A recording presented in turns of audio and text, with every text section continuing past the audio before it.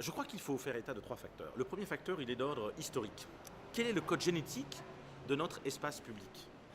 Le code génétique de notre espace public, il est fondé au XVIe siècle, quand catholiques et protestants vont s'entretuer pendant 5 générations.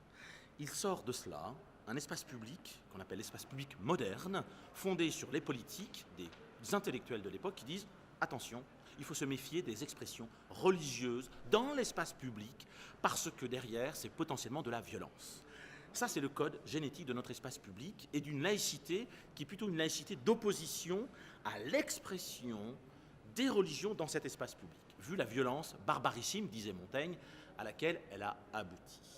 Premier facteur, donc, qui explique la problématique du religieux. Deuxième facteur, aujourd'hui, qui explique notamment cette difficulté du religieux dans l'espace public, c'est l'actualité internationale. À partir de 89 jusqu'en 2001, et notamment avec les violences terroristes, notamment les radicalismes politiques se fondant sur des interprétations de l'islam, vont aboutir à créer une sorte d'un parti de l'opposition, si l'on peut dire, par rapport à l'Occident. Le grand adversaire, le communisme, est mort à la fin des années 80, la chute du mur de Berlin le 9 novembre 89, et en conséquence la déflagration des partis communistes dans tous les pays d'Europe.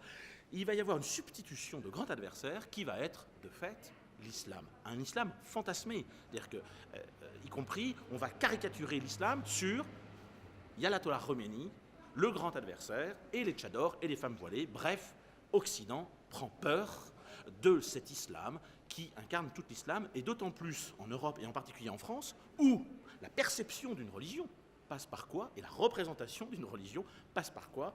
Passe précisément par le filtre catholique. Qu'est-ce que l'Église catholique? Un seul chef, un seul droit, droit canonique, et une seule théologie, droit naturel. Or, l'islam, c'est plusieurs chefs qui ne font que de se quereller, c'est plusieurs théologies, plusieurs, enfin disons, sensibilités philosophiques, exégétiques, plusieurs commentaires. Dans le soufisme, il y a déjà 40 sensibilités. Bon.